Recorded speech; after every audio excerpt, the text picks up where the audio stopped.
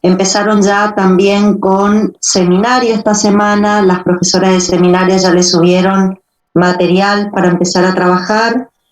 Empezamos con los teóricos, 2 teóricos semanales en los mismos horarios que habíamos tenido la era pasada, y van a empezar con trabajos prácticos. Todavía no están organizadas bien las comisiones de esta semana, pero les pido un poquito de paciencia.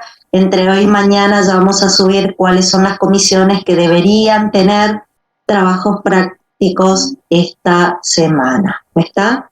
Que es lo que nos estaría faltando organizar.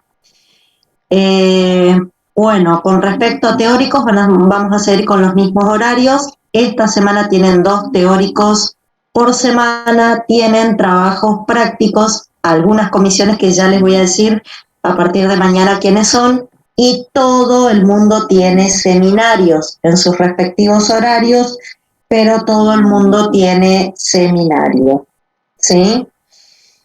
Bueno, un segundito que le informo algo a los docentes de cátedra que me están consultando y ya sigo con ustedes.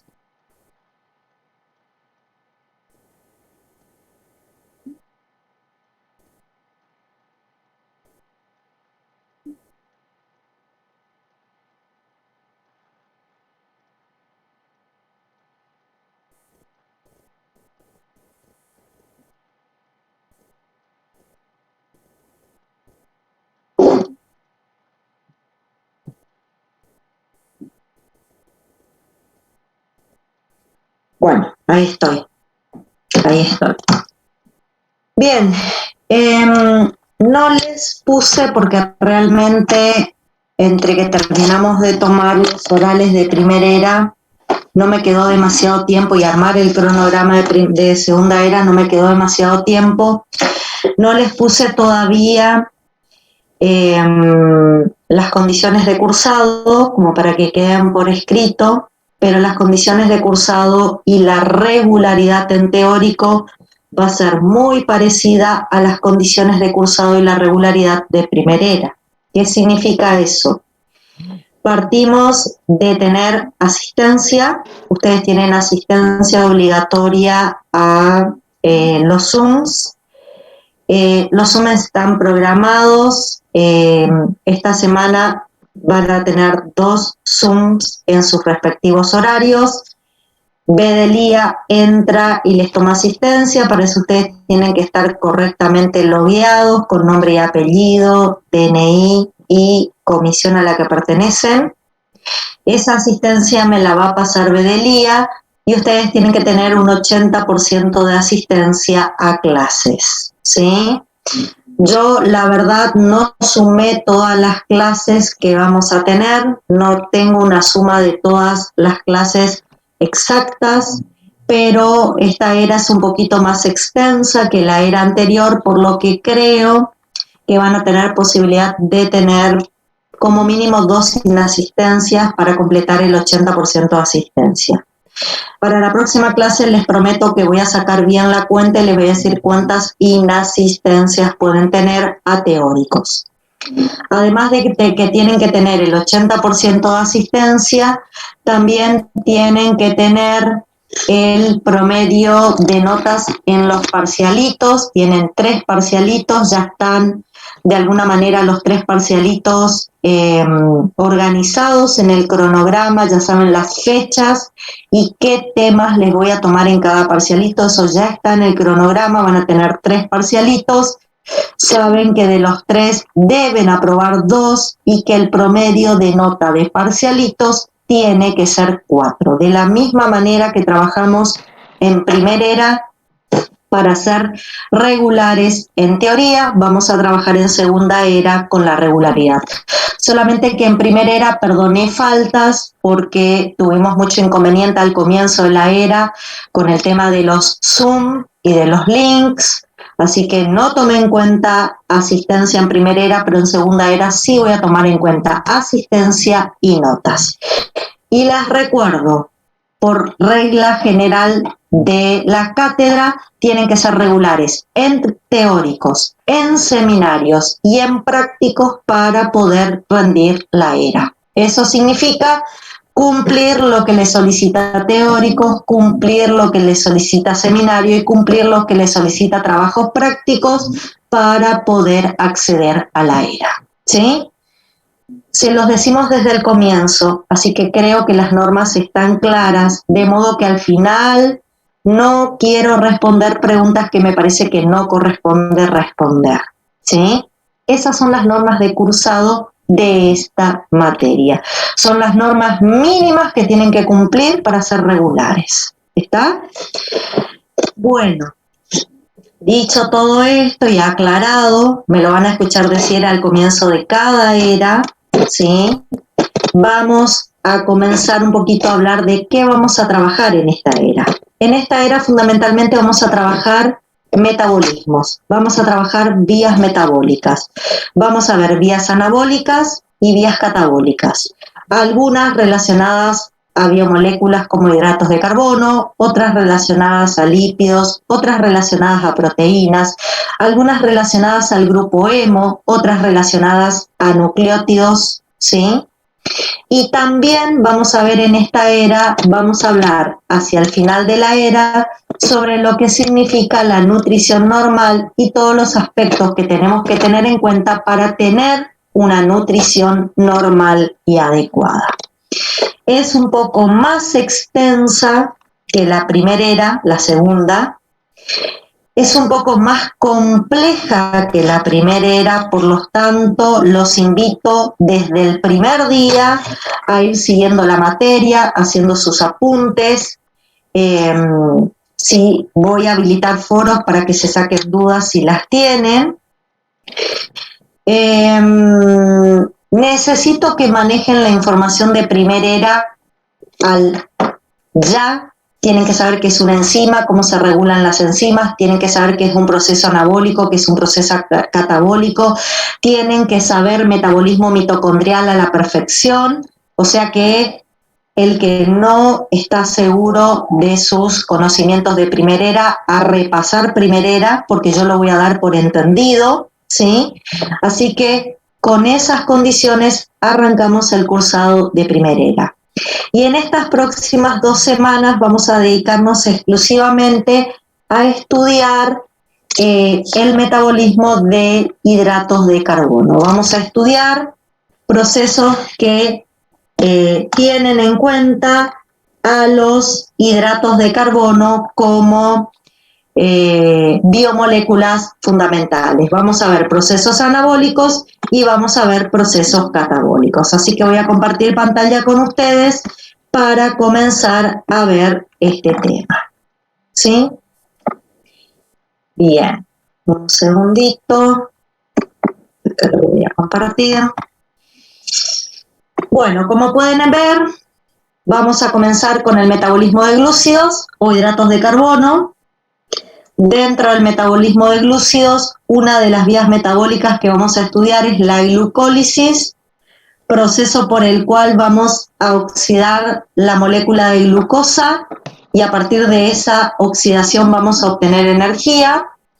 Luego vamos a ver dentro de esta semana la gluconeogénesis, como lo dice su nombre, génesis, gluconeo. Vamos a aprender cómo sintetizar nuevas moléculas de glucosa, por eso es gluconeogénesis. Esas nuevas moléculas de glucosa las vamos a sintetizar partiendo de sustratos no glucídicos, ¿sí? Después vamos a hablar la semana que viene de la glucogenogénesis, proceso por el cual vamos a sintetizar moléculas de glucógeno. También vamos a hablar de la glucogenolisis, proceso por el cual vamos a degradar moléculas de glucógeno. Vamos a ver también la semana que viene la vía de las pentosas, que es una vía metabólica que ocurre en algunos tejidos en particular y utiliza exosas para transformarlas en pentosas y que tiene una función biológica importante, ya lo vamos a ver. Y finalmente vamos a estudiar el metabolismo de otras exosas de otras exosas que también son importantes porque las consumimos en la dieta y las vamos a poder oxidar. ¿Está? Entonces, todo eso lo vamos a ver en las próximas 2 semanas. ¿Sí? Bueno, sigamos. Vamos a empezar con algunas generalidades. Y fundamentalmente vamos a ver cómo los estados metabólicos por los cuales nosotros transcurrimos diariamente se asocian a lo que es el control de la glucemia. Y cuando yo digo control de la glucemia, no estoy hablando de otra cosa que no sea el control de los niveles de glucosa en sangre. Es importante que ustedes sepan que nosotros tenemos variaciones a lo largo del día de los valores de glucosa en sangre, y esa variación en los valores de glucosa en sangre están relacionados con nuestros estados metabólicos. ¿Qué estados metabólicos tengo yo o por qué estados metabólicos voy a pasar durante el día? Bueno, voy a pasar por una situación de ayuno. La situación de ayuno es el estado en el que se encuentra una persona que no ha ingerido ningún tipo de comida por un determinado periodo. Generalmente, cuando quiero medir valores de referencia de diferentes metabolitos en sangre, busco a un individuo en estado de ayuno. Cuando ustedes miden los valores de referencia que estudiaron en trabajos prácticos en la primera era, los miden en una persona que se encuentra en esta situación metabólica. Si yo les pregunto cómo es la glucemia, qué valores adopta la glucemia en estado de ayuno, ustedes me van a indicar el valor de referencia de la glucemia. ¿Cuál es? De 70 a 110 miligramos por decilitro. Cuando estamos en ayuno, ese es el valor de glucosa que nosotros tenemos en sangre. Sin embargo, nosotros no solo estamos en ayuno, también nos podemos poner en otra situación metabólica que se llama posingesta. ¿A qué le vamos a llamar posingesta? A la situación en la que nos vamos a encontrar luego de haber ingerido algún tipo de alimento. Normalmente la posingesta dura aproximadamente 4 horas posteriores a la ingestión de alimentos. Todo ese tiempo yo me voy a encontrar en un estado de posingesta, porque piensen, primero tengo que hacer la digestión, luego la absorción de los nutrientes y el transporte de los nutrientes a los diferentes tejidos. Eso nos lleva entre 3 y 4 horas. Después de ese tiempo, si yo no vuelvo a ingerir ningún nutriente, me vuelvo a poner en una situación de ayuno. ¿Se entiende? Nosotros pasamos posingesta, ayuno, posingesta, ayuno. Normalmente el ayuno se asocia cuando pasamos un periodo mayor de 4 horas de no haber consumido ningún alimento, ningún nutriente. ¿Está? ¿Qué pasa cuando estamos en posingesta? ¿Qué pasa con la glucemia? Obviamente ingresa glucosa desde el exterior, desde los alimentos, y la glucemia va a aumentar en sangre. Normalmente, y lo van a ver ahora en el trabajo práctico de esta semana, alcanzamos valores cercanos a los 200 miligramos por decilitros de glucosa en sangre cuando estamos en posingesta. Fíjense, de ese 70 a 110 pasamos en una posingesta a 200. Cuando nos volvemos al ayuno, bajamos de 70 a 110. ¿Por qué? Porque ese exceso de glucosa va a ser capturado por la mayor parte de los tejidos, ¿sí?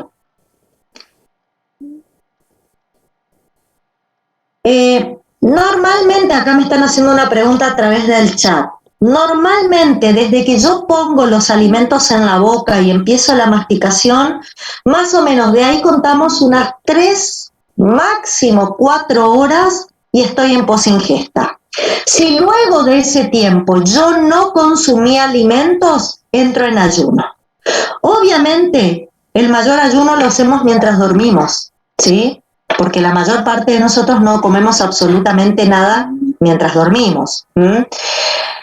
Durante el día, mientras estamos vigiles, despiertos, el ayuno y la posingesta es muy variable, porque ¿qué pasa? Yo puedo almorzar y a las 2 horas me puedo comer un caramelo, y a los 40 minutos me tomo un té con azúcar, y, o sea, me estoy poniendo en posingesta de manera constante, ¿sí? El ayuno que hacemos con mayor frecuencia, obviamente, es el ayuno nocturno, ¿sí? Sin embargo, si respetamos las 4 comidas establecidas como las óptimas diariamente, desayuno, almuerzo, merienda y cena, y son los únicos momentos en donde ingiero alimentos, puedo decir que entre el desayuno y el almuerzo estoy en ayuno, entre el almuerzo y la merienda estoy en el ayuno, y entre el almuerzo, la merienda y la cena estoy otra vez en ayuno. O sea, todo depende cómo es mi ritmo alimentario. Virginia, ¿querés activar micrófono? Te estoy... Sí, profe, después de las molestias. Sí. Y ahora consulta, ¿qué pasa si el paciente, o sea, usted dice que desde que comemos hasta la posingesta debe pasar al menos un periodo de 4 horas? ¿Qué pasa si al paciente antes de las 4 horas le baja los niveles de la glucemia o los niveles de presión arterial? ¿A qué se debe eso? Obviamente es un desorden metabólico, ¿sí? Obviamente. Es muy frecuente las hipoglucemias en ese periodo. Lo vas a ver en las personas diabéticas insulinodependientes cuando se administran excesos de insulina post-ingesta, ¿sí? Quizás en bioquímica no logres entender perfectamente todo esto, porque si bien vamos a abordar la diabetes y yo te voy a explicar todo el metabolismo de los hidratos de carbono, más que nada en clínica médica, en patología, sobre todo en clínica médica, vos vas a abordar el tratamiento del diabético tipo 1, que es insulino dependiente, y en general es un desorden por una administración exacerbada de insulina, ya que te voy a explicar ahora, la insulina es la principal hormona hipoglucemiante, es la principal sustancia que yo tengo en mi cuerpo que me baja los niveles de glucosa en sangre, y aparece en la posingesta secretada por el páncreas, y en el caso de los diabéticos tipo 1 insulinos dependientes que son incapaces de fabricar insulina, ellos se la aplican exógenamente, y es ahí donde la aplicación de un exceso de insulina puede causarle una hipoglucemia y una hipotensión. ¿Sí? Y aquellos No sé si... que no son, perdón, y aquellos que no son Sí. insulino dependientes, o sea, hay una alteración en el metabolismo, pero Obviamente hay una alteración. Y a causa de hormonas, por ejemplo, no sé, en el estrés. Lo que pasa es que las hormonas del estrés son hiperglucemiantes, no hipoglucemiantes. Nunca te van a bajar los niveles de glucosa en sangre, nunca te van a generar una hipoglucemia. Tiene que haber un exceso de insulina, que es la única hipoglucemiante que te afecte y te cause una hipoglucemia. Lo otro que puede pasar es que vos no tengas absorción adecuada a nivel intestinal. Estás en posingesta pero no absorbes. Eso te puede generar una hipoglucemia. ¿Sí? Y esa sería otra situación. De poder saber cómo... Obviamente estudiando al paciente, estudiando todos los pasos que hacen que la glucosa llegue a sangre y su metabolismo. ¿Sí? Es una tarea de un endocrinólogo, es una tarea ardua, pero es una posibilidad. No suele ser frecuente la hipoglucemia en pacientes que no tengan desórdenes metabólicos. Generalmente son desórdenes hormonales o alguna falla en la absorción intestinal de nutrientes. Y puede ser, disculpe las molestias, puede ser que esto está bien. Más frecuentemente en las mujeres que en los hombres, dadas por el estrógeno y otras hormonas femeninas. Mira, ya tan a profundidad no te puedo contestar, pero lo puedo averiguar si querés para ver los efectos del estrógeno como hipoglucemiante. Sin embargo, no son los efectos principales de los estrógenos, la acción hipoglucemiante, pero lo investigo y te contesto la clase que viene para hacer referencia a eso. Puede ser que tengas razón, no te lo voy a negar, pero en general la principal hormona con efecto hipoglucemiante, sigo insistiendo, es la insulina, ¿sí? Pero vamos a ver, podemos ver que si los estrógenos tienen alguna acción. Tarea para mí para la próxima clase y te respondo, ¿sabes? Gracias. De nada. Bueno, entonces, hay un control de la glucosa y ese control se pone en marcha por hormonas. Fíjense, en ayuno yo no me puedo quedar sin glucosa. ¿Saben por qué no me puedo quedar sin glucosa en ayuno? Porque hay tejidos como el cerebro y el glóbulo rojo que no saben ocupar otros sustratos metabólicos para generar energía y dependen exclusivamente de la presencia de glucosa. Eso determina que en ningún momento yo me pueda quedar sin glucosa. Si bien cuando estoy en posingesta hay mucha glucosa, yo lo que tengo que ver es que parte de esa glucosa se almacene y tengo que aprovechar ese exceso de glucosa para que todos los tejidos la dispongan y puedan generar energía a partir de este nutriente que está en ese momento en gran cantidad. Entonces, esa regulación de los niveles de glucosa va a ser llevada a cabo, de los niveles de glucosa en sangre, va a ser llevada a cabo por las hormonas que lo que van a intentar lograr es una normoglucemia. ¿Qué van a intentar lograr esas hormonas? Que los niveles de glucosa en sangre estén normales. Acá me preguntan qué pasaría con las dietas cetogénicas. Es algo de lo cual voy a hablar más adelante cuando hable de metabolismo de lípidos, pero te respondo, Araceli, rápidamente. Las dietas cetogénicas son dietas que no incorporan hidratos de carbono en su alimentación. Las dietas cetogénicas incorporan solamente proteínas y lípidos y hacen creer a nuestro organismo que constantemente está en ayuno. Por lo tanto, no se libera insulina, sino que se liberan las hormonas hiperglucemiantes como el glucagón, la adrenalina y el cortisol. Ya vamos a ver cómo funcionan esas dietas cetogénicas. Bueno, dijimos que hay hormonas que van a regular los niveles de glucosa. Tengo 3 hormonas hiperglucemiantes porque van a tratar de que en sangre siempre exista glucosa, y es en situación de ayuno donde van a cumplir su función. Van a tratar de mantener esos valores de glucosa de 70 a 110 que ustedes ya conocen.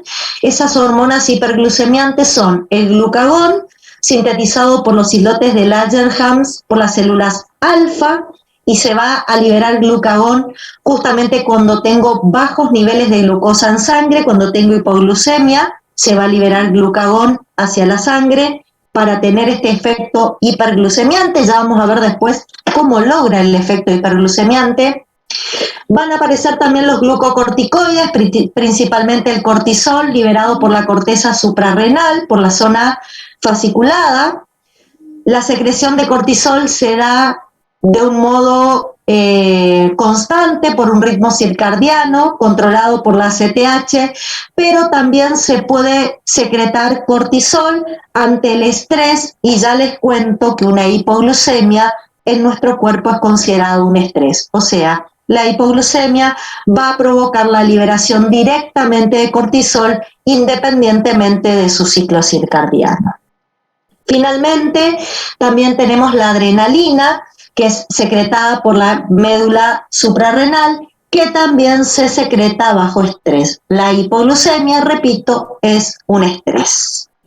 Cuando hay hipoglucemia, estas 3 hormonas se van a liberar a sangre y van a activar vías metabólicas que envían glucosa a sangre, recordando que la hipoglucemia puede ser letal para nuestras células. Fundamentalmente puede ser letal para el cerebro y el glóbulo rojo, que no saben utilizar otros sustratos metabólicos que no sea la glucosa, ¿sí? Entonces, estas hormonas van a tener que ser las responsables que en ayuno siga existiendo glucosa en sangre. ¿Qué dije con respecto a los glucocorticoides? Que el que fundamentalmente va a tener la función hiperglucemiante es el cortisol, que normalmente se libera bajo un ritmo circadiano, pero que ante una hipoglucemia, considerada situación de estrés, se libera independientemente del ritmo circadiano. Todas las neuronas sufren daños, todo el sistema nervioso sufre daño porque el principal alimento para las neuronas es la glucosa.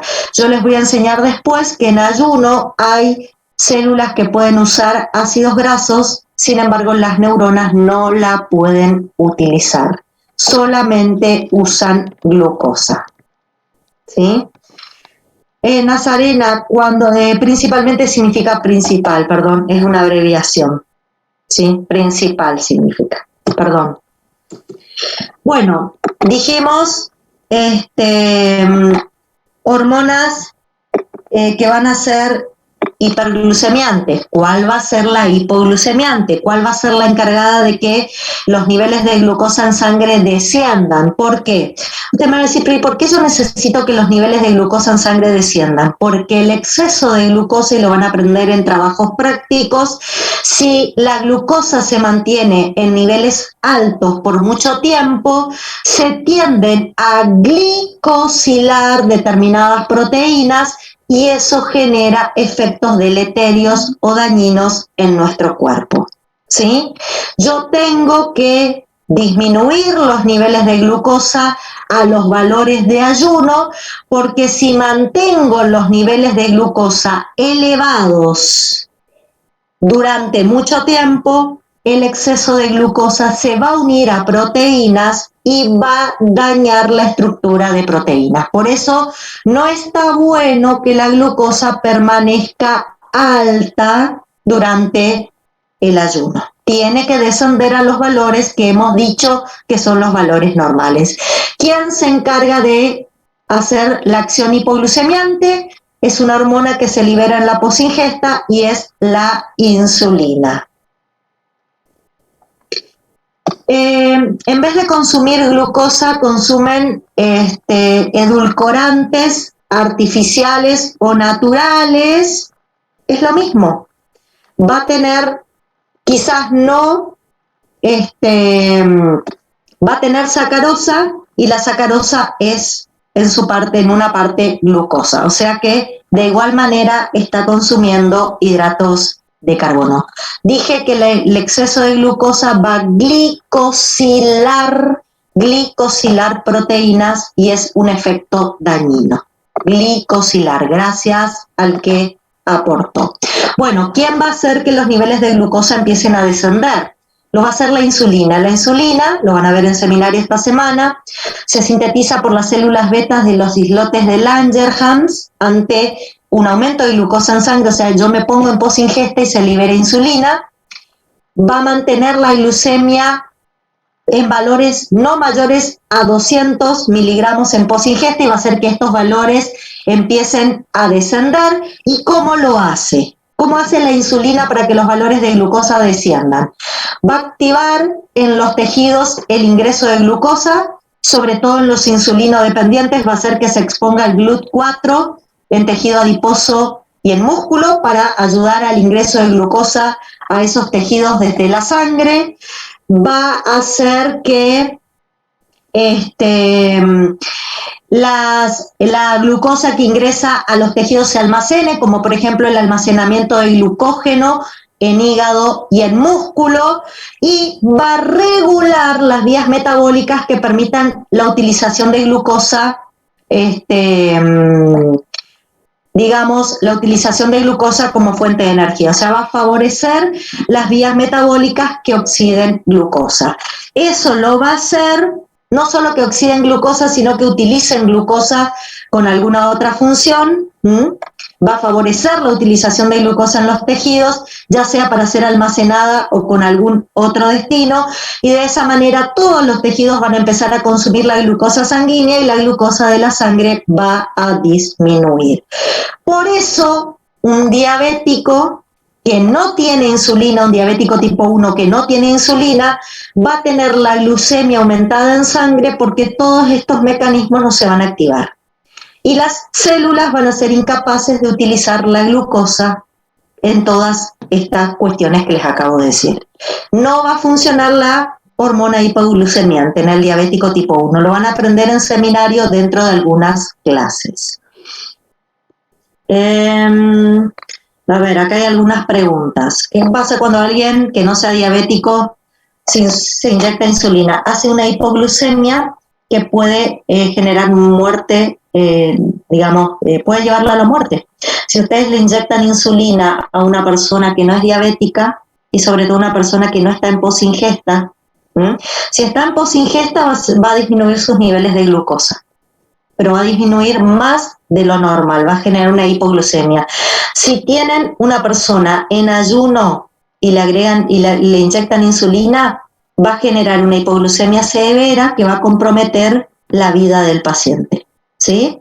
Esta es una manera de causarle la muerte a una persona, inyectarle insulina. Va a generar una hipoglucemia, el cerebro se va a quedar sin glucosa, sin energía y se va a morir. Así de sencillo. No quiero ser drástica, pero es la verdad, ¿sí?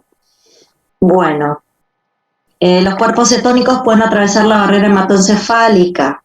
Sí, es cierto, tenés razón que los cuerpos cetónicos pueden atravesar la barrera hematoencefálica, pero como los cuerpos cetónicos pertenecen al metabolismo de lípidos, yo por ahora te voy a decir que estamos estudiando el metabolismo de hidratos de carbono, te voy a decir que fundamentalmente las neuronas van a usar más que nada glucosa. Además, los cuerpos cetónicos solamente se forman en un ayuno prolongado, cuando tenés más de 12 horas de ayuno. O sea, normalmente nosotros no generamos cuerpos cetónicos. Por lo tanto, sigue siendo la glucosa la principal biomolécula que usan las neuronas como nutrientes. No, acá me están diciendo que puede ser que la glucosa se almacene en forma de GLUT4. Error, el GLUT4 es un transportador de glucosa presente en tejidos insulino dependientes. El GLUT4 no es una forma de almacenamiento. La glucosa se almacena en forma de glucógeno, la única manera. ¿Qué pasa si una persona diabética insulino dependiente se olvida de colocarse la insulina un día? Va a estar con hiperglucemia, ¿sí? Va a quedar con hiperglucemia. No va a usar esa glucosa, sus tejidos van a usar lípidos, ¿sí?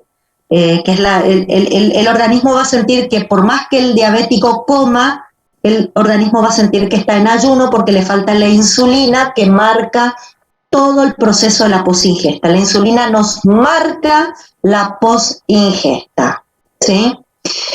Ya vamos a hablar, Dayana, de cuerpos cetónicos, pero indudablemente necesitas un ayuno prolongado para formar cuerpos cetónicos, que es el otro posible nutriente de las neuronas y es una vía de límite que tienen las neuronas para usar nutrientes. Normalmente usa glucosa. Bien. Seguimos. Entonces, acá hay un esquema de todo lo que va a ser nuestro metabolismo de glúcidos. Nosotros vamos a partir de la glucosa,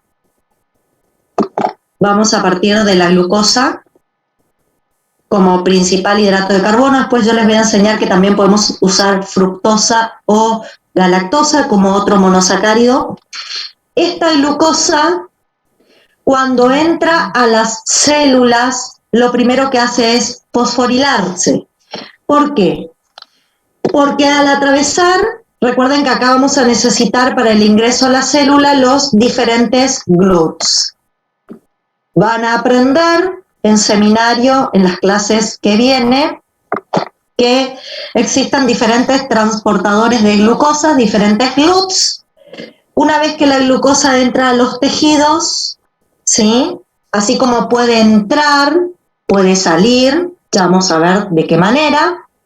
Una vez que entra a los tejidos, lo primero que tenemos que hacer es fosforilar la glucosa. ¿Por qué lo primero que tenemos que hacer es fosforilar la glucosa, porque es la manera en que podemos atrapar la glucosa dentro de la célula. Si yo no la fosforilo, la glucosa vuelve a salir por el mismo GLUT. Recuerden que el pasaje a través de los GLUT es a favor de gradiente. Si ingreso glucosa y no la fosforilo y acumulo glucosa desfosforilada dentro de la célula, cuando la glucosa se acumula vuelve a salir. La única manera en que una célula puede capturar glucosa en su interior es fosforilándola, ¿sí? Una vez que se fosforila la glucosa, ¿qué puedo hacer? Puedo oxidarla a piruvato y seguir la vía mitocondrial que ya aprendimos, descarboxilación oxidativa del piruvato, ciclo de Krebs, cadena respiratoria y fosforilación oxidativa. Puedo transformarla en glucógeno, ¿sí? O puedo seguir la vía de las pentosas a partir de esa glucosa 6-fosfato. Como pueden ver, la glucosa dentro de la célula, una vez que entra, puede seguir diferentes procesos metabólicos. Esa glucosa la puedo obtener a partir del glucógeno y hacer que la glucosa salga al exterior. Degradando glucógeno puedo obtener glucosa 6-fosfato, sacarle el grupo fosfato y permitir que la glucosa salga al exterior. Puedo generar glucosa a partir de aminoácidos o a partir de lactato y enviar glucosa al exterior por un proceso que se llama gluconeogénesis. O también mi glucólisis puede ser que no termine en piruvato, sino que termine en lactato, y es la glucólisis que hacemos en condiciones anaeróbicas. Como pueden ver, tenemos diferentes transformaciones para la glucosa. ¿Está? Bien. ¿Cómo regulamos la glucosa en sangre entonces? ¿Cómo mantenemos la glucemia? Podemos mantener la glucemia aportando glucosa desde la dieta cuando estamos en posingesta, o podemos mantener la glucemia en el ayuno reciente sacando glucosa a partir del glucógeno o sacando en el ayuno prolongado glucosa haciendo gluconeogénesis, ¿sí? Por estos tres procesos yo puedo hacer que la glucosa en sangre esté presente para ser usada por diferentes tejidos. Indudablemente en posingesta los niveles de glucosa van a ser elevados y eso va a permitir que la mayor parte de los tejidos la puedan aprovechar. En ayuno los niveles de glucosa son menores y en general se la dejamos para el cerebro y el glóbulo rojo porque son los tejidos que tienen preferencia por la glucosa como sustancia para ser oxidada. ¿Está? Esto lo vamos a ir entendiendo a lo largo de las próximas clases. La idea de la clase de hoy es hablar de la glucólisis. Hoy vamos a hablar de cómo podemos obtener piruvato o otras moléculas partiendo de azúcares. ¿Sí? Es el tema de hoy. Comencemos con esto. Bueno, ¿qué generalidades tiene la glucólisis? ¿Qué generalidades? Bueno, la glucólisis se puede realizar en diferentes tejidos. Dependiendo en qué tejidos se realicen, va a tener diferentes tipos en su proceso. Hay tejidos que los vamos a considerar aeróbicos, porque son tejidos que la glucólisis la van a hacer en condiciones aeróbicas. Ya vamos a ver qué significa hacer glucólisis aeróbica. Normalmente los tejidos que hacen glucólisis con condiciones aeróbicas son el hígado, el riñón, el intestino, el cerebro, el tejido adiposo. Y yo agregaría acá, chicos, no se los puse, pero lo agrego, después se lo agrego en el PowerPoint, el músculo en reposo. El músculo en reposo es considerado un tejido aeróbico. ¿Está? Después vamos a tener tejidos donde la glucólisis va a tener condiciones anaeróbicas estrictas. tejidos donde solamente se puede hacer glucólisis anaeróbica y no otro tipo de glucólisis. Va a ser el glóbulo rojo.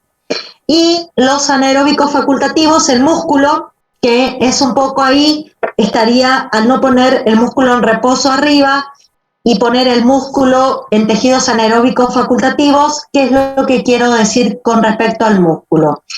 Que dependiendo sus condiciones, el músculo puede hacer glucólisis aeróbica o glucólisis anaeróbica. Aeróbica va a ser en reposo y anaeróbica va a ser en actividad física intensa. ¿Está? Entonces, dependiendo en qué tejido estoy, yo voy a hacer diferentes tipos de glucólisis. La glucólisis es una vía metabólica oxidativa, también se llama la ruta de Embden-Meyerhof, debido a las personas que la han descubierto y la han caracterizado. Es una vía metabólica citosólica, ocurre en el citoplasma de todas las células. Es un proceso oxidativo, exergónico, degradativo. Al ser oxidativo les estoy diciendo que vamos a usar cofactores oxidados que se van a reducir.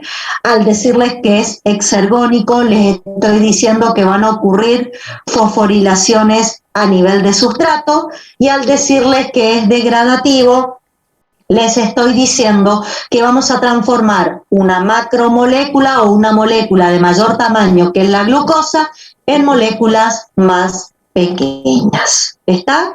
Fíjense que todo esto ya lo hemos estudiado y lo hemos caracterizado. ¿Cuáles van a ser los productos de la glucólisis? Bueno, dependiendo del tipo de glucólisis que hagamos. Puede ser 2 moléculas de piruvato, ¿sí?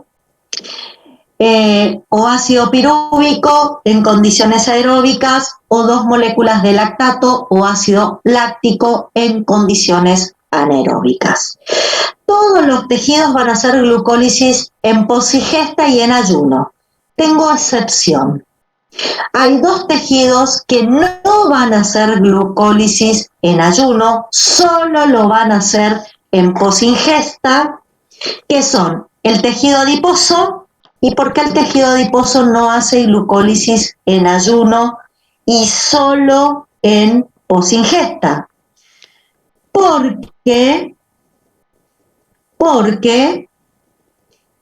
en ayuno el tejido adiposo no tiene expresado el GLUT4. Recuerden que el tejido adiposo es insulino dependiente. No tiene expresado el GLUT4 en la membrana, por lo tanto no va a incorporar glucosa de la sangre. Y ustedes seguramente en este momento están pensando en el músculo, que también es insulino dependiente en reposo. Les cuento que en ayuno el músculo no toma glucosa de la sangre, justamente porque no tiene tampoco el GLUT4 expresado en su membrana, sino que toma glucosa degradando el glucógeno que tiene almacenado.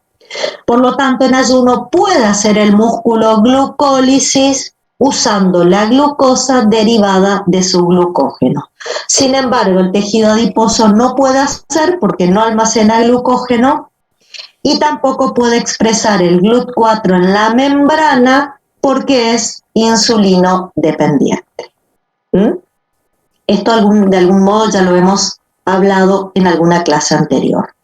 Con respecto al hígado, ¿por qué el hígado en ayuno no hace glucólisis?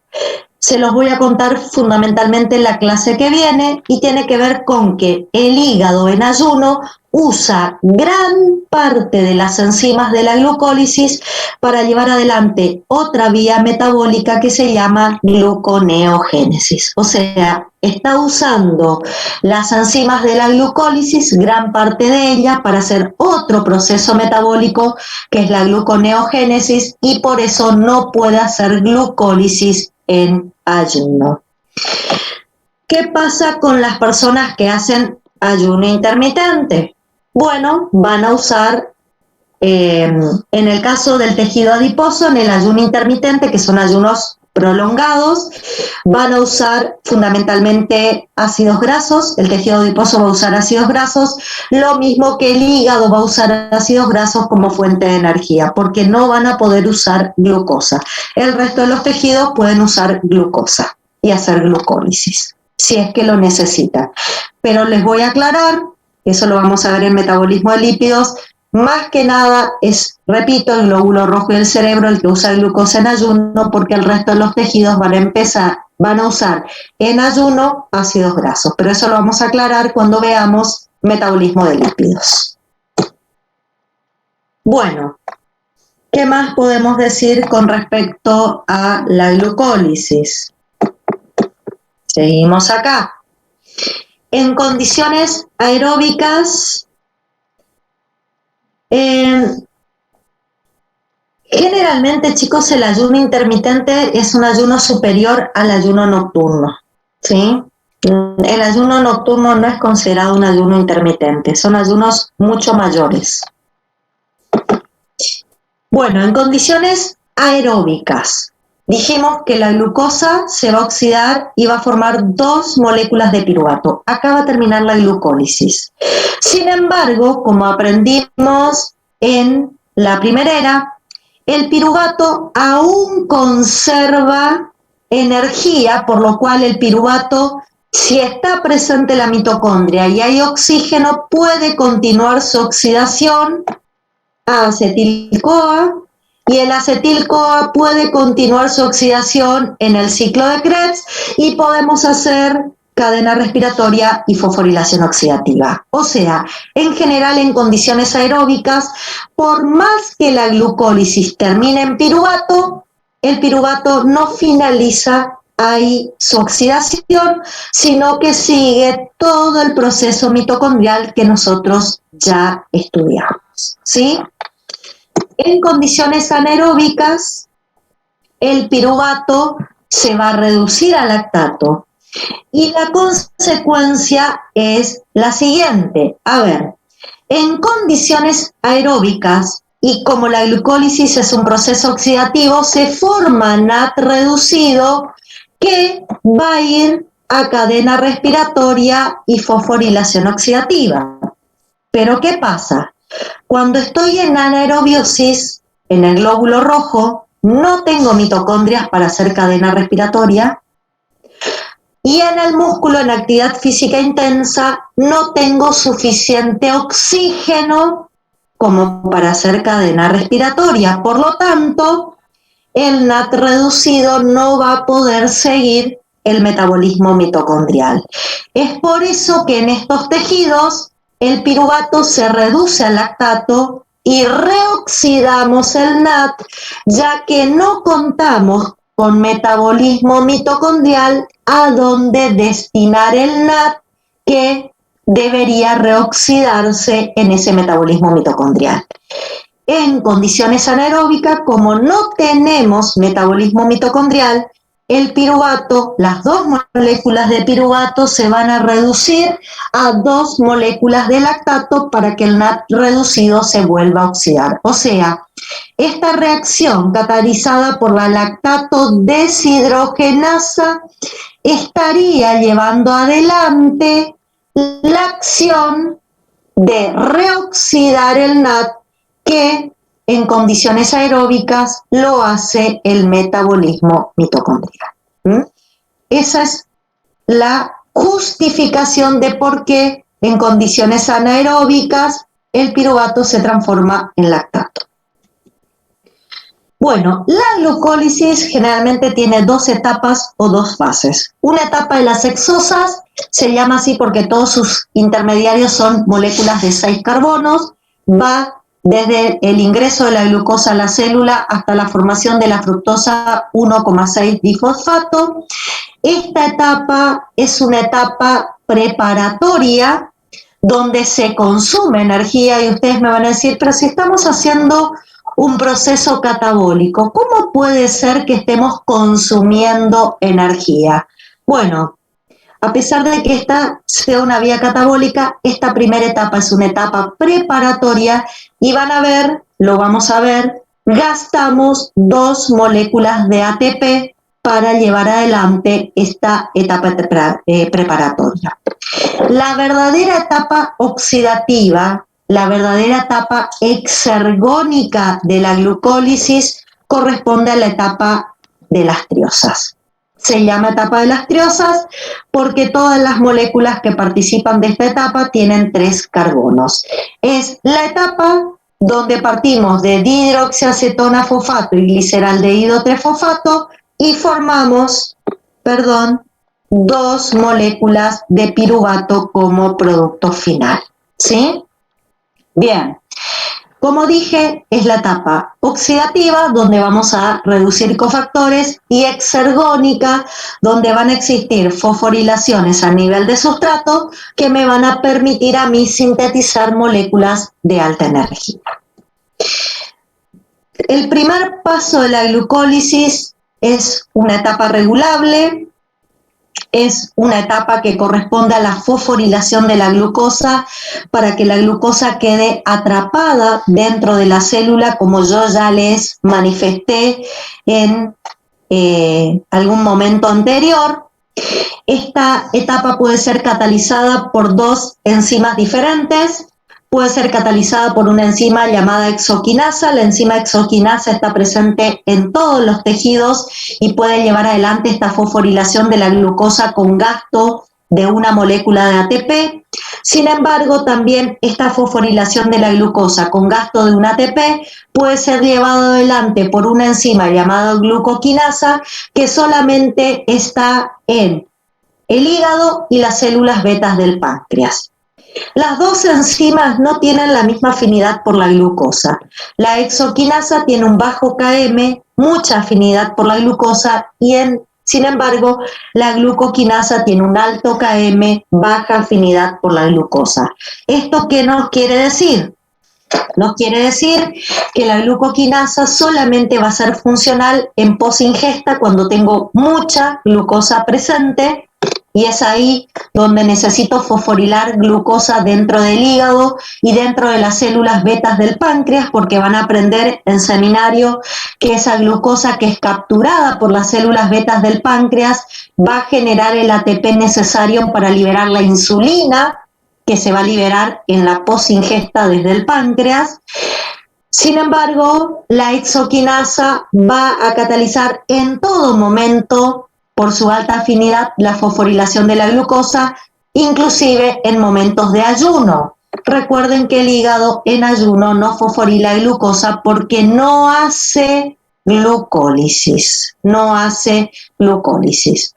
Con respecto al Km, se los dije acá lo tienen descrito, y ustedes ya saben qué significa que tenga alto o bajo Km. Lo vimos anteriormente en la primera era. Una vez que tenemos la glucosa 6-fosfato, chicos, nada determina que yo siga con la glucólisis. Una vez que yo tengo formada la glucosa 6-fosfato, dependiendo del tejido, puedo seguir diversas vías metabólicas. Puedo hacer vía de las pentosas en algunos tejidos, ya lo vamos a ver la semana que viene en quiénes. Puedo sintetizar glucógeno por la glucogenogénesis, ya les cuento, el 80% de la glucosa que se fosforila en hígado o se fosforila en músculo hace glucogenogénesis y no otra vía metabólica. Un pequeño porcentaje de la glucosa va a seguir la glucólisis. En algunos tejidos va a ser un pequeño porcentaje, en otros tejidos va a ser la mayor parte de la glucosa.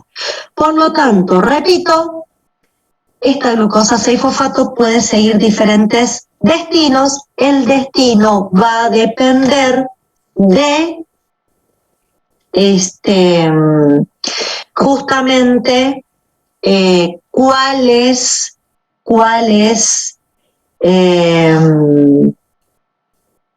digamos, cuál es el tejido donde está ocurriendo. Un segundo les pido y ya seguimos con la segunda parte de qué pasa con esa glucosa 6.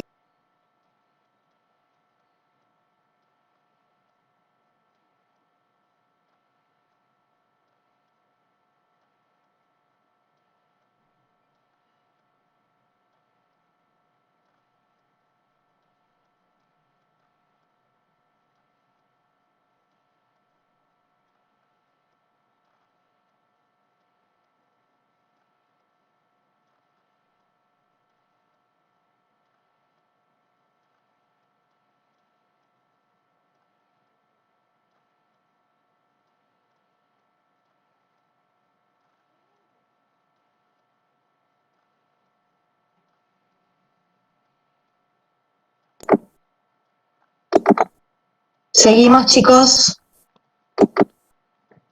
Una vez que tengo la glucosa 6-fosfato y el tejido decide hacer glucólisis con esa glucosa 6-fosfato, lo que vamos a hacer es isomerizarla por una reacción reversible. Lo que no les dije, perdón, disculpen, esta hexoquinasa y esta glucoquinasa son enzimas que se regulan. La hexoquinasa se inhibe alostéricamente por su producto, la glucosa 6-fosfato, esa es la regulación de la hexoquinasa, y la glucoquinasa se induce genéticamente por insulina. Eso significa que el hígado y las células betas del páncreas solamente tienen glucoquinasa cuando estamos en posingesta, ¿sí? Y bueno, en el caso de la hexoquinasa, el exceso de glucosa 6-fosfato va a volver tensa y va a inactivar a la enzima. Bueno, suponiendo que tenemos la glucosa 6-fosfato y la célula decide hacer glucólisis, el paso siguiente dentro de la etapa de las hexosas va a ser isomerizar la glucosa 6-fosfato a fructosa 6-fosfato por una reacción reversible catalizada por una isomerasa, y finalmente la última parte de la etapa de las hexosas es volver a fosforilar esta hexosa, transformar la fructosa 6-fosfato en fructosa 1,6-difosfato. Esta nueva fosforilación va a ser catalizada por una reacción irreversible, por una enzima que va a ser la enzima marcapasos de toda la glucólisis, y voy a volver a usar una molécula de ATP, una segunda molécula de ATP voy a gastar para incorporar el segundo fosfato y así formar la fructosa 1,6-bifosfato. Esta fosfofructoquinasa va a ser la enzima más importante de la glucólisis, va a ser la marcapasos. Las otras que yo nombré simplemente lo que van a hacer es permitir que se fosforile o no la glucosa y de esa manera permanezca dentro de la célula. Sin embargo, esta fosfofructoquinasa va a ser la que me va a indicar si voy a continuar con la glucólisis o no voy a hacer glucólisis.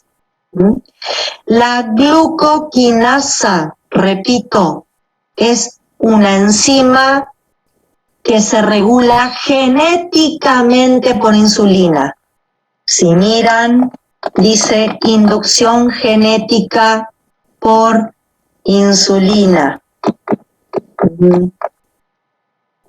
Induce genéticamente por insulina. No dije regulación alostérica por insulina. La que se regula alostéricamente es la hexoquinasa. Presten atención en eso. Bueno, les decía, la fosfofructoquinasa que cataliza esta reacción va a ser la marcapasos, es una enzima alostérica, ya vamos a ver dentro de un rato cuál es su regulación, tiene moduladores alostéricos positivos y negativos, y va a ser la que va a decidir si continúo o no con la vía. Es una reacción irreversible. Siempre recuerden que las reacciones catalizadas por enzimas que se regulan van a ser reacciones irreversibles. ¿Está? Bien.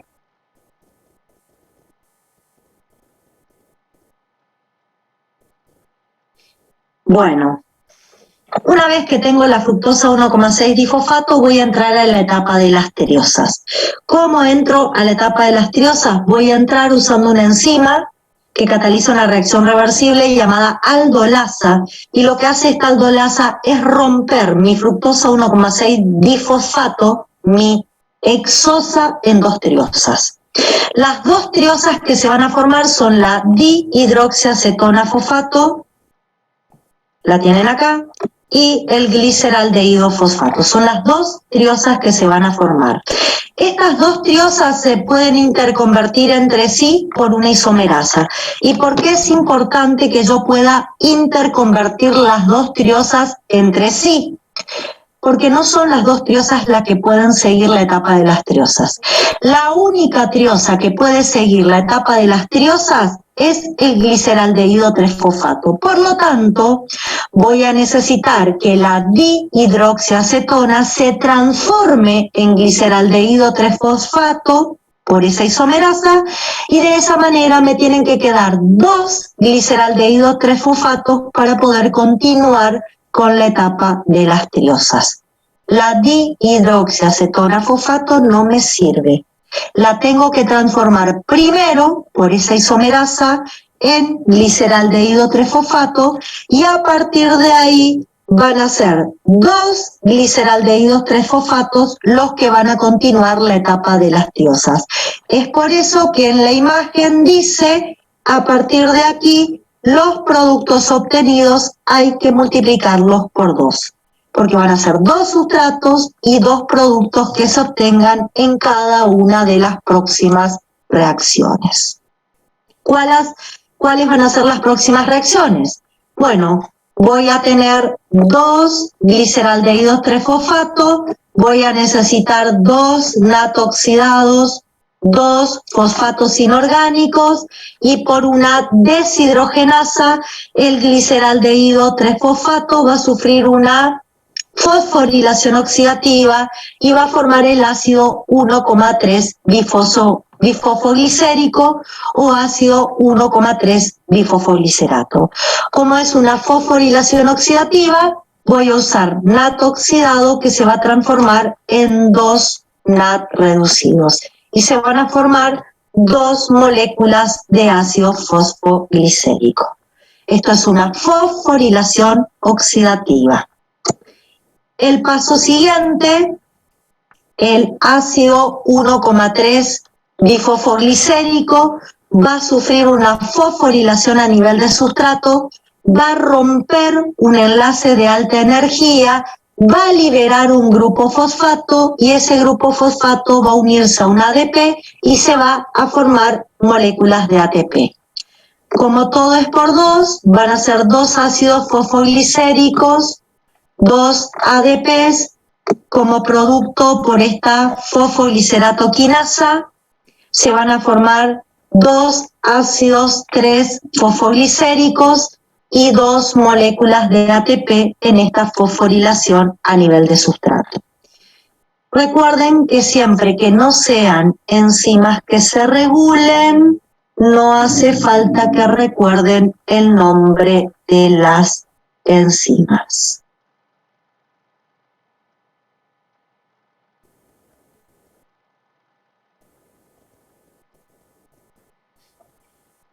Bueno, el paso siguiente va a ser una isomerización por una mutasa.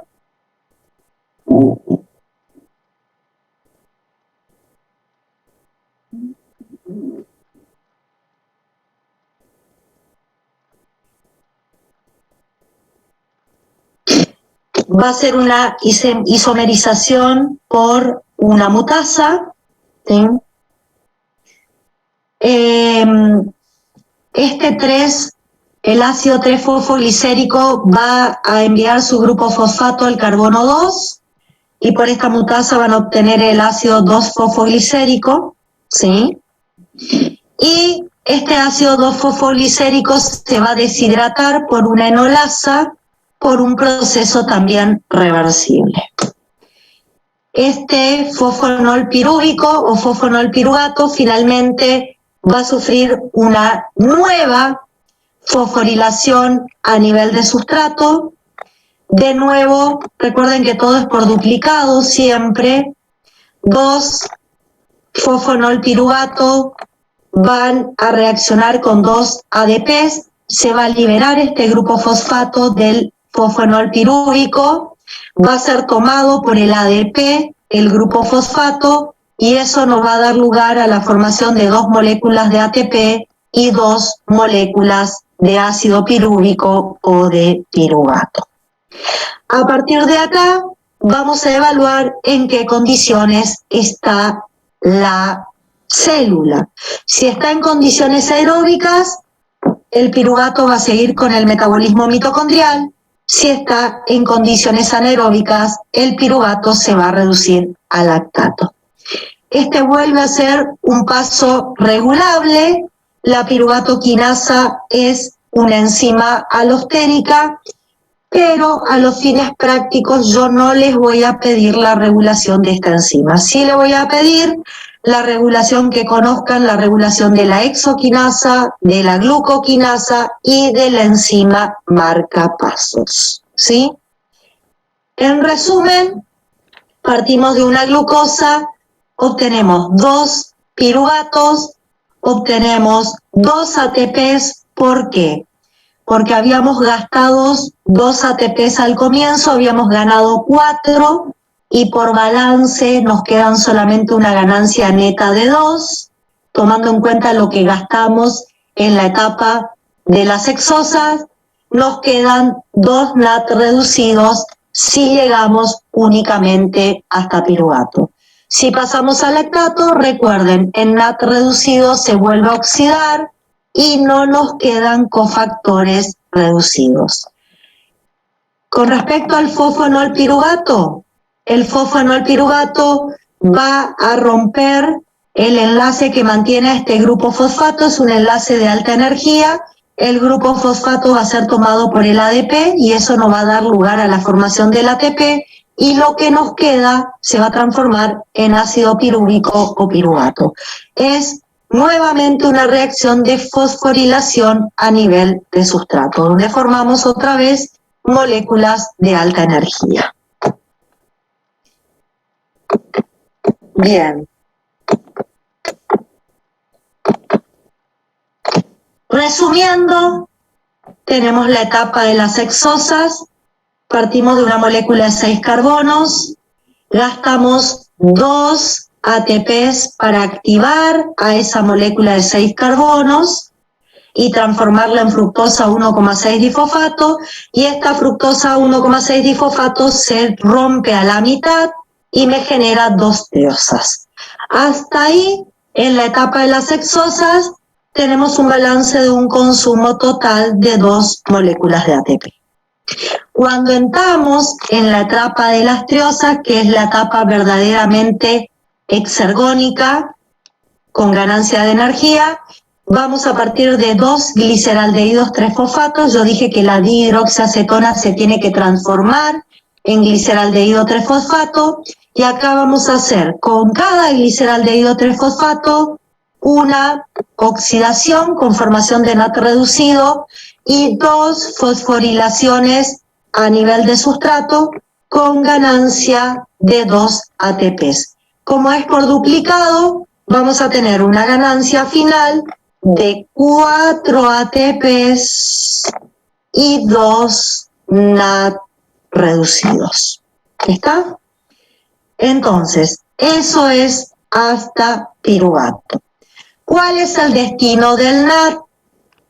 El NAT, si estamos en aerobiosis, el NAT formado cede los electrones y protones a las lanzaderas que ya estudiamos y los electrones y protones ingresan a la cadena respiratoria. Si estamos en anaerobiosis, el NAT reducido se oxida por reducción del piruvato a lactato y hacemos un proceso que se conoce con el nombre de fermentación. ¿Sí? Entonces, balance energético. En condiciones aeróbicas vamos a 2 moléculas de piruvato.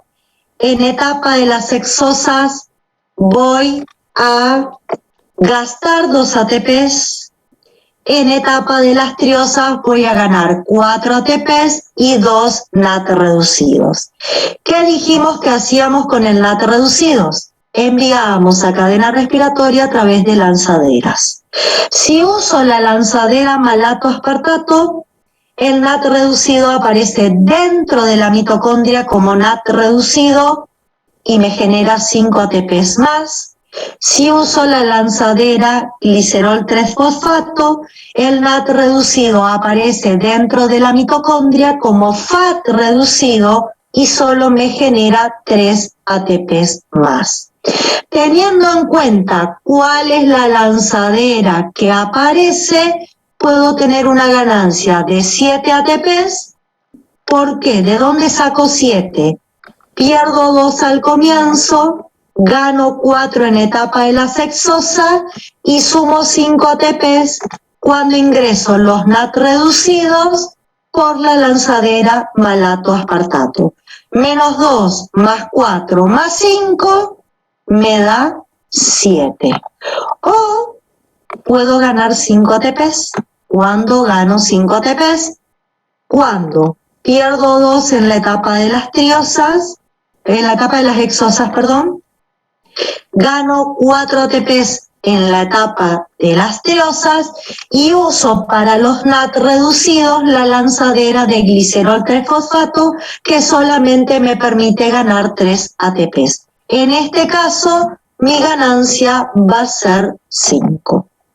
Voy a borrar algo acá. Disculpen un cachito, una de estas líneas no es correcta. Sería así. Esto me permite ganar 7 y esta situación me permite ganar 5. O sea, en glucólisis aeróbica yo puedo ganar entre 5 y 7 ATPs dependiendo la lanzadera que utilice.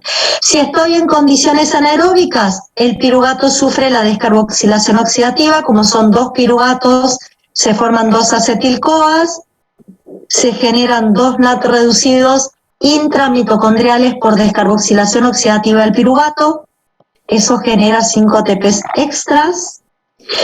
Los 2 acetil-CoAs dan 2 vueltas completas al ciclo de Krebs, eso genera 20 ATPs extras, y si sumo 20 más 5 más 7 son 32, o 20 más 5 más 5, tengo una ganancia total por oxidación completa de la glucólisis en condiciones aeróbicas hasta dióxido de carbono más agua de 30 a 32 ATPs, dependiendo la lanzadera que estoy usando para incorporar los NAT reducidos citoplasmáticos al metabolismo mitocondrial.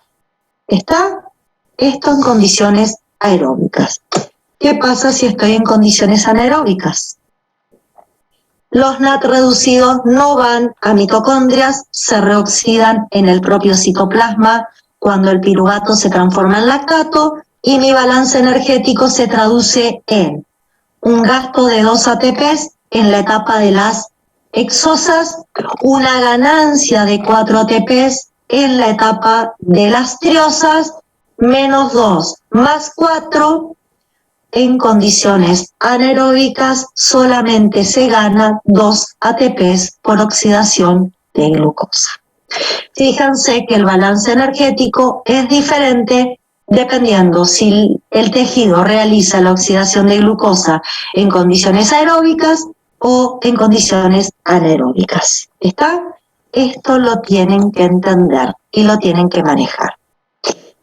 Recuerden, yo no quiero que sepan reacciones intermedias, quiero que sepan sustratos iniciales, productos finales en condiciones aeróbicas, anaeróbicas, balances energéticos en condiciones aeróbicas, anaeróbicas, regulación de la exoquinasa y glucoquinasa que me va a permitir a mí fosforilar o no la glucosa, y regulación de la enzima marcapasos que es la fosfofructoquinasa 1.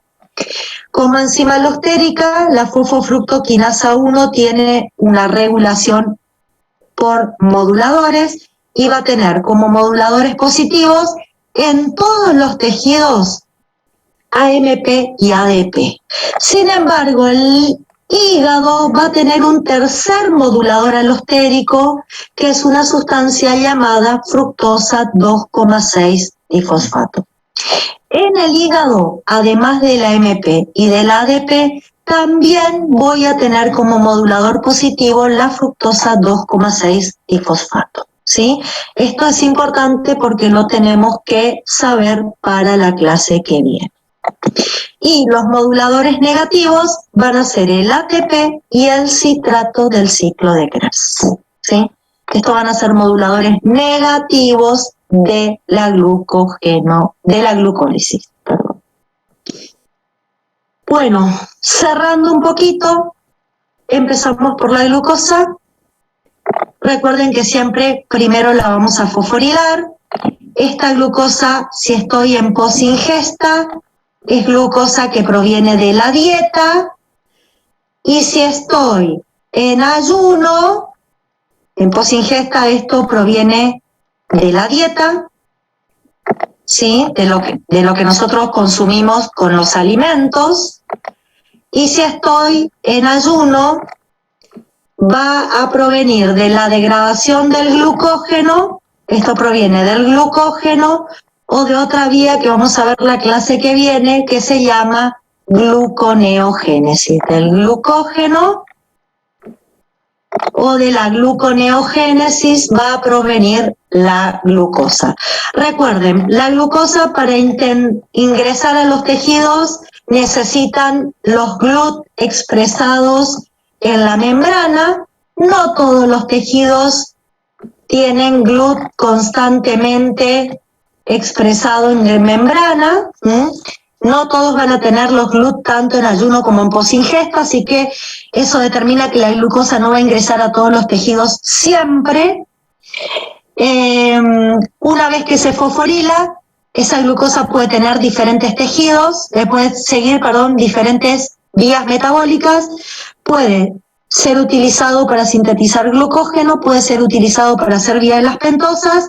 Hoy estudiamos la transformación de glucosa 6-fosfato en piruvato. Y si estoy en condiciones aeróbicas, el piruvato sigue el metabolismo mitocondrial hasta dióxido de carbono, ATP y agua. Si estoy en condiciones anaeróbicas, el piruvato se transforma en lactato. Ya las clases que vienen vamos a ver otras transformaciones dentro del metabolismo de glúcidos. Por ahora, la idea de la clase de hoy era estudiar la glucólisis. A ver, vamos a responder un poquito el chat. Ufanol piruvato. Sí, ahora repaso lo principal y te voy a volver a repetir, María Juliana, cuál es la que tiene regulación genética. Ya te la voy a volver a repetir, ¿sí? Exacto, ahí están entre todos mencionando. Bueno, volviendo para atrás, ¿qué es lo que tienen que saber? Como siempre dije, lo que tienen que saber, déjenme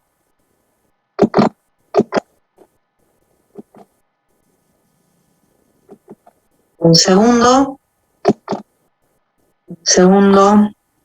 ya volvemos al Power. ¿Qué es lo que tienen que saber de esta clase? ¿Qué es lo que tienen que saber? Primero, bueno, sobre esto vamos a seguir hablando. Entender qué es un ayuno y una posingesta. Entender cuáles son las hormonas que van a favorecer la hiperglucemia y que aparecen cuando estamos en ayuno. Saber cuál es la hormona que favorece la hipoglucemia para que bajen los niveles de glucosa en la posingesta. Y a partir de ahí ver cómo vamos a ir metabolizando los hidratos de carbono. Hoy en particular glucólisis me interesa. Hoy en particular me interesa glucólisis, ver que hay tejidos que hacen glucólisis, que son tejidos aeróbicos en general, que van a ser solamente glucólisis aeróbicas, no tienen otro tipo de glucólisis, ahí están nombrados. Hay otros tejidos que van a ser anaeróbicos estrictos, eso significa que no pueden hacer otra glucólisis que no sea la glucólisis anaeróbica, y en el caso del glóbulo rojo es porque no tiene mitocondrias. Y hay tejidos que son anaeróbicos facultativos. ¿Esto qué significa? Pueden hacer tanto glucólisis aeróbica como así también glucólisis glucólisis anaeróbica, ¿sí? El músculo en reposo hace glucólisis aeróbica y en actividad física intensa hace glucólisis anaeróbica. ¿Por qué? Porque no tiene suficiente oxígeno, en la actividad física intensa no tiene suficiente oxígeno para su cadena respiratoria.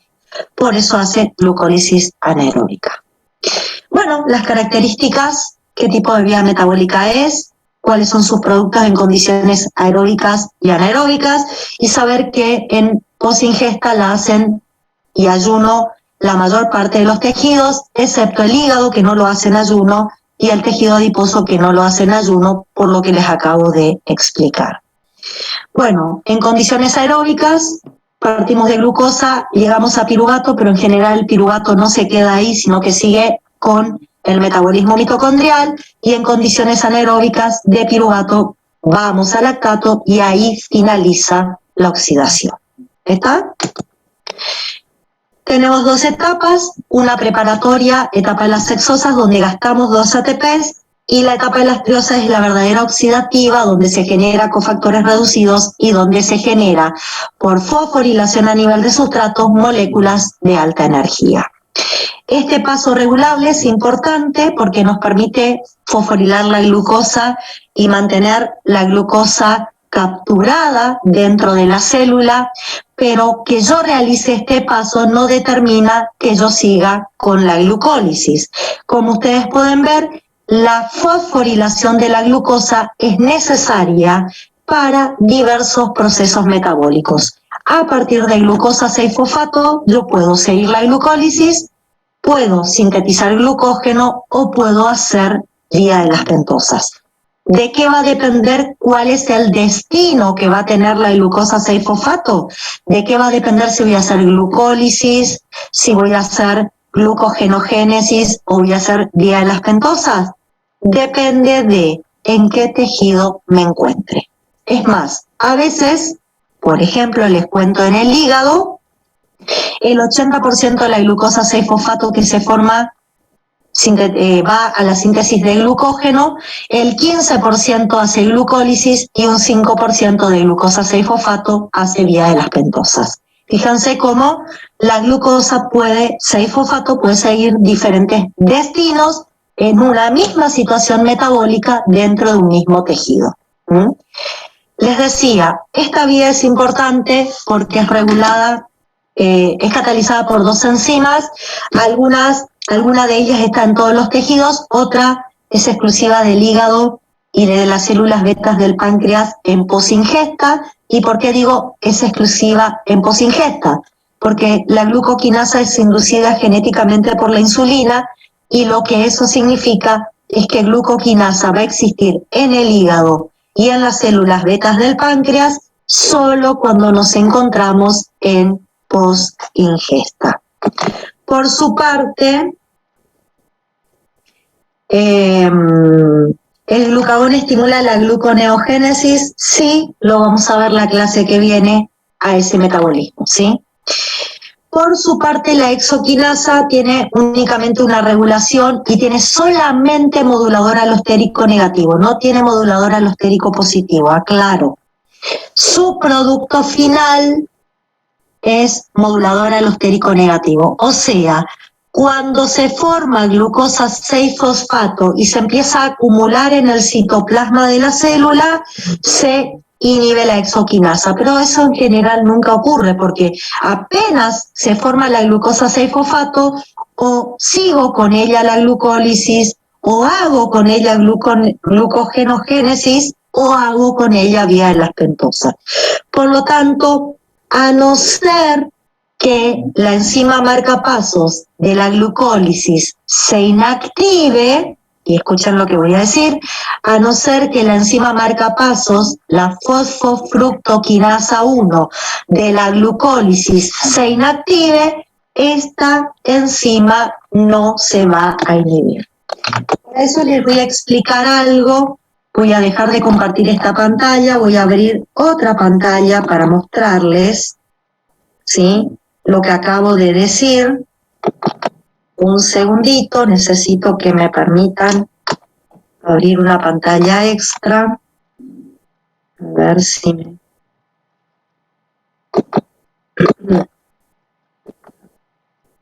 Ahí estamos. Bien. Fíjense, lo que yo estoy planteando, chicos, lo que yo estoy planteando justamente es, ustedes van a tener la glucosa que por la exoquinasa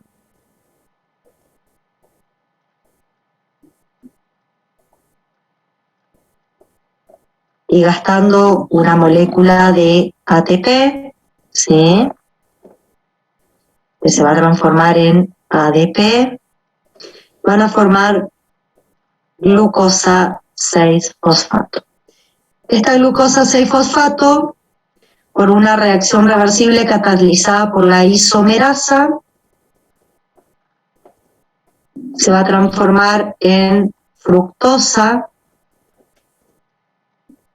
6-fosfato, y esta fructosa 6-fosfato, por una nueva fosforilación, gastando la segunda molécula de ATP de la etapa de las exosas, se va a transformar en fructosa 1,6 fosfato. Acá aparece la enzima fosfofructoquinasa 1. Esto también se puede abreviar como fosfofructoquinasa 1, así la puedo abreviar. Cuando esta enzima, que es la marcapasos, chicos, está inactiva porque aumentan los moduladores negativos, por ejemplo, aumenta ATP o aumenta citrato. Y yo les pregunto a ustedes, ¿cuándo sale el citrato a citoplasma? Ustedes ya saben ciclo de Krebs. ¿Cuándo sale el citrato a citoplasma? Cuando por el exceso de ATP se bloquea el ciclo de Krebs, se acumula citrato en la mitocondria y como es un punto de fuga, el citrato sale a citoplasma. O sea, ¿cuándo va a aumentar ATP o aumenta citrato en el citoplasma? Cuando tengo exceso de energía en la célula. ¿Qué va a pasar? Esto se va a frenar porque la enzima marcapasos va a estar tensa, no va a catalizar la transformación de fructosa 6-fosfato en fructosa 1,6. ¿Qué va a ocurrir en mi metabolismo? Esto se va a empezar a acumular. Como la reacción es reversible, va a volver hacia atrás y se va a empezar a acumular glucosa 6-fosfato. ¿Qué va a hacer la glucosa 6-fosfato al acumularse? Me va a inactivar a la exoquinasa. Por lo tanto, ¿cuándo se frena la glucólisis? Cuando se frena el ciclo de Krebs, cuando tengo exceso de energía en la célula. No voy a fosforilar la glucosa. La glucosa no se va a fosforilar, va a quedar sin fosforilarse. Entonces, ¿qué puede hacer? Puede volver a salir por el GLUT. Recuerden que por el GLUT puedo volver a sacar la glucosa al exterior de la célula porque esta célula ya tiene suficiente energía y no va a ocupar esa molécula de glucosa. A no ser que sea una célula que transforme la glucosa en glucógeno o que transforme la glucosa a través de la vía de las pentosas. Si solamente hace glucólisis y ya tiene suficiente ATP, va a dejar que la glucosa vuelva a salir al exterior, porque va a frenar el ciclo de Krebs, va a frenar la glucólisis, se va a frenar la oxidación de la glucosa va a quedar sin oxidarse y como el GLUT es un transportador bidireccional, va a salir de la célula, va a salir otra vez la glucosa hacia la sangre. Porque esta célula no va a necesitar glucosa porque ya tiene suficiente energía. Fíjense cómo funciona nuestro metabolismo. ¿Está? Acá tengo la enzima marcapasos. ¿Está? Pero esta regulación que yo les puse acá, esta regulación también es importante. Bueno, eso es lo que quería compartir con ustedes. Bien. ¿Qué más teníamos que ver? vuelvo al PowerPoint. Las reacciones intermedias, chicos, no me interesan, pero lo que sí me interesa, las reacciones intermedias no me interesan, lo que sí me interesa es dónde hay fosforilaciones a nivel de sustrato. Recuerden, tengo una fosforilación a nivel de sustrato, bueno, tengo una oxidación acá, donde se forma el NAT reducido de gliceraldehído 3-fosfato a 1,3 bifosfolicerato, y después tengo la primera fosforilación a nivel de sustrato de 1,3 bifosfolicerato a 3 fosfolicerato y de fosfonol piruvato a piruvato, la otra fosforilación a nivel de sustrato. Me interesa que vean esto, acá gasto ATP en la etapa de la sexosa, acá genero NAT reducido y genero ATP en la etapa de las triosas por duplicado, y obviamente cuál es el destino del NAT reducido, si estoy en anaerobiosis o en anaerobiosis. Y eso va a determinar mi balance energético. Tienen que saber los balances energéticos en aerobiosis y en anaerobiosis. Y obviamente la regulación de la enzima marcapasos. ¿Está? Bien. Eso es lo que tengo para contarles hoy sobre glucólisis. La clase que viene voy a retomar la glucólisis para que la repasemos, ¿sí? Y vamos a hablar de gluconeogénesis, ¿sí? Puntos importantes, entender que es ayuno post-ingesta, ahí están ayudando a través de digamos, el chat, hormonas que van a favorecer, exactamente que aparecen, ver cómo se metabolizan los hidratos de carbono, testigos aeróbicos, anaeróbicos, anaeróbicos facultativos estrictos, características generales, fases, enzimas marcapasos, regulación, productos finales, qué nos frena la glucólisis, dónde hay fosforilaciones a nivel de sustrato, destino del NAT reducido, balance energético. Muy bien, parece que están prestando atención a la clase. Gracias, Lara. Lara siempre hace eso, no sé si se dan cuenta, pero Lara siempre está aportando en el chat para que ustedes tengan su resumen. No me importan los pasos previos, chicos, no me importa qué intermediarios hay, lo general tienen que saber. Lo general, y lo tienen ahí en el PowerPoint, ¿sí? A ello agregué algo más, que es importante, esto que compartí con ustedes en la pizarra, que está bueno que lo entiendan. Yo esto lo voy a volver a trabajar con ustedes seguramente en otro momento, pero tenemos que empezar a integrar metabolismo mitocondrial con metabolismo citoplasmático y tenemos que empezar a integrar primera era con segunda, ¿sí? Por eso es importante que tengan bien en claro primera era. Se habrán dado cuenta que yo ya tomo como sabido todo lo que dimos en primera era. Así que repásenlo si les queda alguna duda. Bueno, no sé si alguien quiere hacer alguna pregunta en particular, algo que crea que no quedó claro. Les cuento, ¿sí? Yo tuve por ahí un poco de inconvenientes en el teórico de hoy de la mañana porque no tenía buen nivel de conectividad, así que se me entrecortó bastante. No sé si a ustedes se les entrecortó mi audio, me gustaría que me cuenten si me pudieron escuchar bien durante toda la clase, que me lo digan, si no tuvieron problemas en escucharme. Para mí eso es importante porque la idea es subir esta clase para que los chicos del grupo anterior, que se les entrecortó, también la puedan tener, así que ya les cuento que esta clase va a estar subida al aula virtual como una clase grabada. ¿Está? Así que todo lo que dije hoy lo van a poder volver a escuchar porque le voy a subir esta grabación. Acá me pregunta si la gluconeogénesis es lo contrario de la glucólisis. Les cuento una cosa. NI sería la respuesta, NI. Usamos muchos de los procesos de la glucólisis para hacer gluconeo, pero no necesariamente es lo opuesto. Si bien en glucólisis yo parto de glucosa y termino en piruvato, y en gluconeo parto de piruvato y termino en glucólisis, no son totalmente vías opuestas. Ya se van a dar cuenta la clase que viene. Voy a hacer bien las aclaraciones. ¿Está? Bueno, chicos, con esto termino la clase de hoy. No sé si alguien quiere hacer alguna pregunta, algo más. ¿Cómo? No entiendo qué me quieres decir, cómo aguanta la fosforilación a nivel de sustrato. En realidad, lo que te puedo decir que es una fosforilación a nivel de sustrato.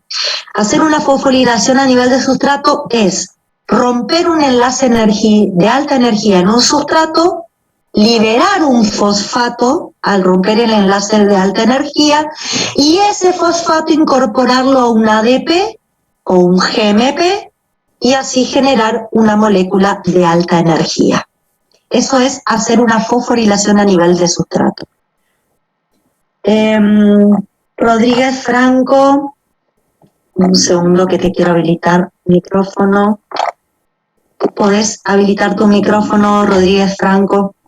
Sí, profe, viste, yo le preguntaba eso, lo de la fosforilación a nivel de sustrato. Ajá. Viste que, por ejemplo, en ciclo de Krebs lo hacíamos, o también la fosforilación del piruvato lo hacíamos mediante cofactores, digamos. Se le dan cofactores para que la célula aguante esa energía. Y usted viste que dijo que nos hacía a nivel de sustrato. Acá, fíjate que vos gastaste ATP al comienzo para preparar tu sustrato con mucha energía y de esa manera después lo estás liberando para incorporar en forma de ATP. Es como que hiciste una etapa preparatoria. Fíjate que inclusive haces una fosforilación oxidativa, incorporás un grupo fosfato más en la capa de las triosas. Esos fosfatos se unen con alta energía y cuando rompemos esos enlaces, esos fosfatos se liberan y se unen al ADP, en este caso al ADP en la glucólisis, para generar ATP. Es como que le estamos sacando la energía contenida en la glucosa y estamos colocándola en ATP, directamente por una fosforilación a nivel de sustrato. O nos queda la energía contenida en el NAT reducido que después tiene que ir al metabolismo mitocondrial. Sería la otra opción. ¿Está? Acá me están preguntando algo. Paso 7 y 8 en la etapa de las piosas. Podría decir, los últimos pasos tenés una deshidratación y una fosforilación a nivel de sustrato de fosfonol piruvato. A ver si era eso, las 7 y 8. Déjame ver porque no recuerdo de memoria. Las 7 y 8. 7 y 8 es esto. A ver, te voy a compartir pantalla. 7 y 8, perdón. Está acá. Vamos a compartir pantalla. Ahí lo podés ver. Tenés una isomerización, el grupo fosfato cambia de posición del carbono 3 al carbono 2, simplemente por una mutasa, y acá hay una deshidratación por una enolasa. Son dos reacciones reversibles, no tienen importancia, ¿sí? En general, chicos, todas las reacciones que sean reversibles no son importantes, ¿sí? Son importantes las irreversibles. Y fíjense que también quiero que vean dónde hacemos fosforilaciones a nivel de sustrato y dónde generamos cofactores reducidos, como para que lo tengan presente. De igual manera, después yo les voy a dar un cuestionario guía de repaso de glucólisis para que vean ahí qué es lo que nos interesa que recuerden. ¿Está? Yo todavía, chicos, les juro, no tuve tiempo de armar el aula de hidratos de carbono. En esta semana se los voy a armar, ¿sí? Y voy a cargar las clases, voy a cargar material bibliográfico, voy a cargar el PowerPoint y ya voy a cargar preguntas guías para estudiar metabolismo de hidratos de carbono. Realmente estuve pasando notas de ERAS todo el fin de semana y no tuve tiempo de armarlos. Puse nomás teóricos, pero todavía no armé el aula de hidratos de carbono, pero lo voy a hacer esta semana, se los prometo.